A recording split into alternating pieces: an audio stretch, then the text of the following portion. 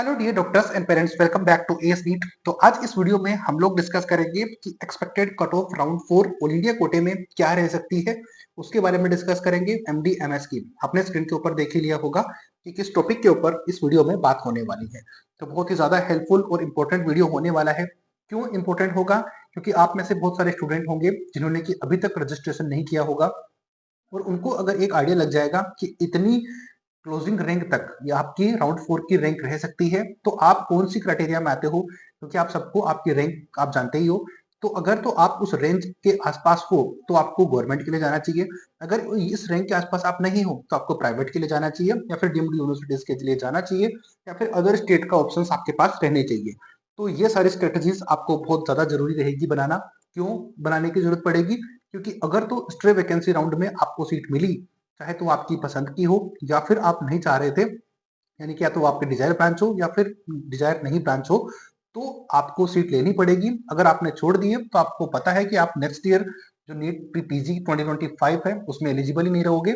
वो आप जानते हो ये रूल कि आप एकदम से बाहर हो जाओगे। आपका किसी काम की ना तो इस साल की काउंसलिंग रहने वाली है, ना ही नेक्स्ट ईयर की काउंसलिंग के लिए आप एलिजिबल रह पाओगे। तो इस चीज को बहुत ही ध्यान से और सोच समझ के करना। और ये रूल ना सिर्फ ऑल इंडिया कोटे के लिए है, जबकि किसी भी स्टेट में अगर आपको सीट मिलती है स्टे वैकेंसी राउंड में और आप नहीं लेते हो तो फिर आप बाहर हो जाओगे। इस साल तो खैर आपको सीट वैसे भी नहीं आपने ली नहीं है, मिल तो गई थी, बट नेक्स्ट ईयर भी आप नहीं पार्टिसिपेट कर पाओगे। अब वो एक साल दो साल जितना भी हो सकता है, वो रूल्स देखो चेंज हो सकते हैं, जो कि आप सब लोग जानते हो। आती है बात समझ में? तो अब ये बात यहाँ तक क्लियर हो गई है। अब दूसरी चीज आती है कि अब आपके रजिस्ट्रेशन कब से मैं आपको दिखा देता हूँ। तो स्ट्रे वैकेंसी राउंड का शेड्यूल कुछ इस तरीके से है, क्योंकि एक वीडियो में आपके पास सारी चीजें अवेलेबल होनी चाहिए।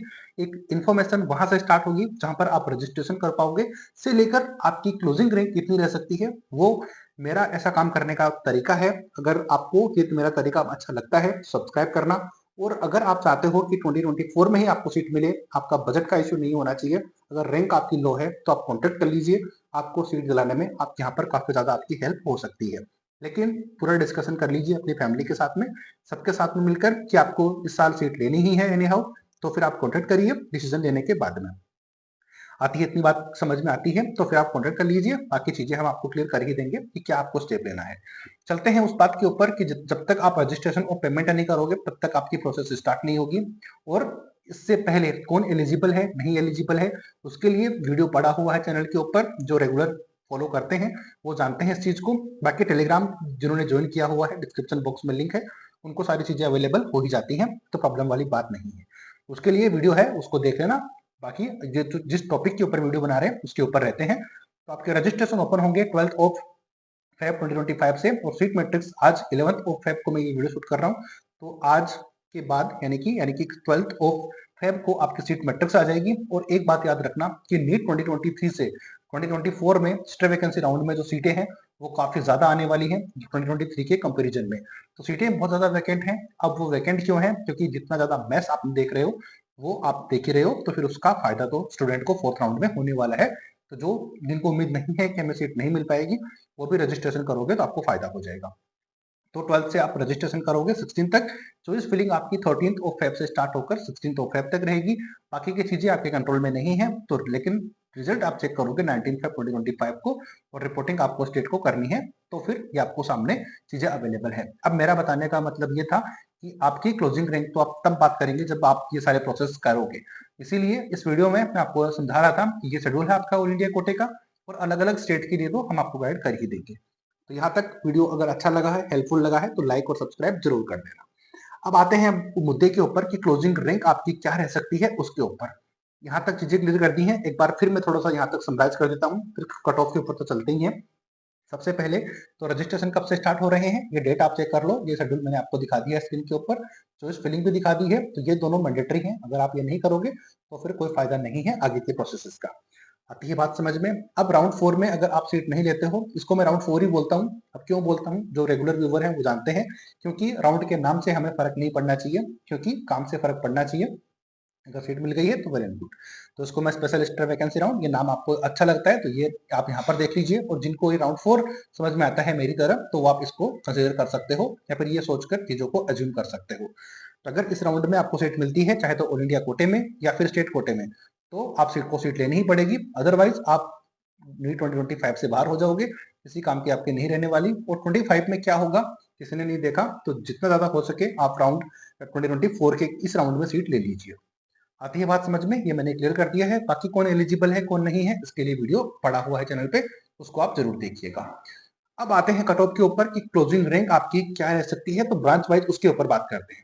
बात करेंगे क्लोजिंग रैंक के ऊपर, तो मैंने यहाँ पर MD-MS expected cut off for all India quota general category round 4 के लिए मैंने बताए हैं। अब बाकी कैटेगरी से आप जैसे बिलोंग करते हो तो उससे आप आइडिया लगा सकते हो कि कौन सी कैटेगरी की इसके नीचे कट ऑफ क्लोजिंग रैंक रह सकती है।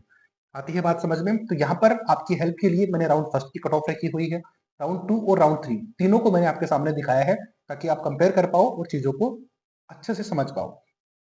अब एक्सपेक्टेड कट ऑफ राउंड 4 की क्या रह सकती है वो मैंने दिखाया है। अब इस रैंक जो मैंने बताई है इसमें प्लस माइनस 200 रैंक कर सकते हो, प्लस माइनस 200 रैंक कर सकते हो, क्योंकि इसमें कोई मैं भगवान नहीं हूँ, एक्सपेक्टेड की बात कर रहे हैं तो इसमें थोड़ा सा ऊपर नीचे हो सकता है, इतना आपको समझ में आता होगा। अब बात करते हैं सबसे पहले रेडियो की, तो रेडियो के राउंड फर्स्ट सेकंड और थर्ड में ये वाली क्लोजिंग रैंक रही है।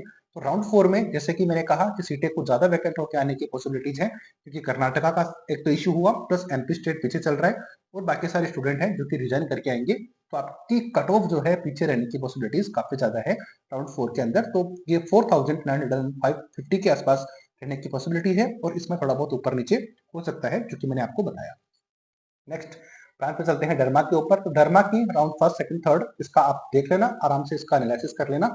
लेकिन राउंड 4 में मैटर करता है, तो 5200 ऑल इंडिया रैंक अगर आपकी है इसमें प्लस माइनस 200 आप रैंक कर लीजिए, थोड़ा बहुत ऊपर नीचे डेफिनेटली हो सकता है। तो इसके आसपास अगर आपकी रैंक है तो आप गवर्नमेंट के लिए वेट कर सकते हो, या तो स्टेट के लिए या फिर ऑल इंडिया कोटे के लिए। अदरवाइज अगर आपकी रैंक इससे थोड़ा सा नीचे है तो आपको ऑप्शंस फिल करने चाहिए प्राइवेट कॉलेजेस के लिए भी, अगर तो आप सीट लेना चाहते हो 100%। तो अगर MD-MS ही आपको लेना है, बाकी DNB की एक्सपेक्टेड कट ऑफ मैं नेक्स्ट वीडियो में बताऊंगा, प्लस आपकी डिप्लोमा की है वो भी मैं आपको नेक्स्ट वीडियो में बताऊंगा, नॉन क्लिनिकल की भी मैं बताऊंगा। तो आप इस चैनल को सब्सक्राइब करके रख सकते हो, हर एक चीज की मैं आपको बताने वाला हूं ताकि आपकी हेल्प हो पाए। नेक्स्ट आती है मेडिसिन की, तो राउंड 4 में यहाँ पर 6000 रैंक रहने की पॉसिबिलिटीज है। ये जनरल कैटेगरी की मैं बात कर रहा हूँ, बाकी कैटेगरीज में आप थोड़ा सा इसमें प्लस थोड़ी सी रैंक कर सकते हो ताकि आपको फायदा हो जाए। नेक्स्ट चलते हैं पीडियाट्रिक्स के ऊपर, तो आपकी 11400 रहने की पॉसिबिलिटीज है, हो सकता है कि 11500 रहे या फिर 11200 से 11500 सॉरी 500 के बीच में रहने की पॉसिबिलिटीज है। नेक्स्ट चलते हैं पल्मोनरी के ऊपर, तो पल्मोनरी में आपके 13500 के प्लस माइनस कुछ रैंक रहने की पॉसिबिलिटीज है। लेकिन अगर आपकी रैंक इतनी है तो आपको या तो एग्जैक्टली यही कट ऑफ देखने को मिल जाएगी, जो कि याद करो आपको थर्ड राउंड में हमने जो क्लोजिंग रैंक बताई थी तो उसमें 5200 रैंक का डिफरेंस आया था और एग्जैक्ट वही कट ऑफ आपकी रही थी। जो रेगुलर व्यूवर हैं वो जरूर कमेंट करके बता सकते हो। तो ये हमने टोटल 5 ब्रांचेस की बात करी। बात करते हैं कुछ इसके अलावा OBGY की बात करेंगे तो 13000 रैंक रहने की पॉसिबिलिटीज है। अगर कुछ बोलने में मिस्टेक हो जाती है तो आपको स्क्रीन के ऊपर मैं दिखाकर आपको बताता ही हूँ, तो उसको आप थोड़ा सा चेक कर लिया करें, करेक्शन कर सकते हो, क्योंकि यही रीजन है कि अगर बोलने में मिस्टेक होती है तो आपके सामने है, और अगर कुछ सामने मैंने लिखा हुआ कुछ मिस्टेक है तो मैं आपको बोल के उसको करेक्ट कर दूंगा, क्योंकि मैं भी इंसान ही हूँ, भगवान नहीं हूँ। नेक्स्ट चलते हैं ऑर्थो के ऊपर, तो ऑर्थो की आपकी 16200 ऑल इंडिया रैंक रहने की पॉसिबिलिटीज है, इसमें थोड़ा बहुत चेंजेस आप कर सकते हो। सर्जरी पर चलते हैं तो 16200 आपकी ऑर्थो और सर्जरी दोनों का ऑलमोस्ट सिमिलर से ही रहने की पॉसिबिलिटीज काफी ज्यादा रहती है। नेक्स्ट चलते हैं साइकेट्री के ऊपर, तो 24100 ऑल इंडिया रैंक रहने की पॉसिबिलिटीज है। तो उन स्टूडेंट के लिए भी ये क्लोजिंग रैंक बहुत ज्यादा हेल्प करेगी जो कि किसी पर्टिकुलर ब्रांचेस के ऊपर स्टिक किए हुए हैं, तो उनको फ्लेक्सिबल होना पड़ेगा अपनी रैंक के अकॉर्डिंग, क्योंकि अब ये आपके लिए ये समझो कि लास्ट राउंड है। हो सकता है कि एक स्पेशलिस्ट वैकेंसी राउंड और कंडक्ट हो, लेकिन उसके सिर्फ स्पेकुलेशन है, वो होगा नहीं होगा इसी के ऊपर है। तो आपके पास जो चांस है उसको अच्छे तरीके से यूटिलाइज करिए आप। एनटी की बात करेंगे तो एनटी में आपकी 23700 ऑल इंडिया रैंक रहने की पॉसिबिलिटीज है। तो इस तरीके से आपको मैंने कुछ और ब्रांचेस की बताई कि इस तरीके से आपकी क्लोजिंग रैंक रहने की पॉसिबिलिटीज है। नेक्स्ट चलते हैं कुछ और ब्रांचेस के ऊपर, तो ये भी मैं आपको दिखा देता हूँ।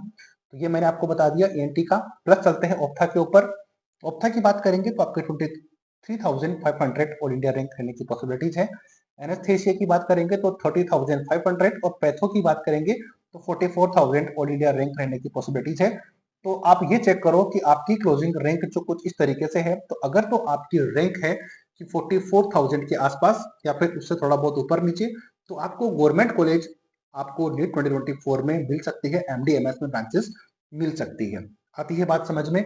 तो इस कट ऑफ से आपको ये समझ में आया कि आपकी रैंक कितनी है, प्लस आपको कौन सी ब्रांच मिल सकती है। तो अगर तो आप बाकी ब्रांचेस के ऊपर स्टिक कर रहे थे एक ही ब्रांच के लिए, तो फिर इससे आपको ये आइडिया मिल जाएगा कि आपके स्कोर के अकॉर्डिंग आपको ये वाली ब्रांचेस मिल सकती है, या फिर आप अपनी रैंक से कितना दूर हो जो ब्रांच मिल सकती है।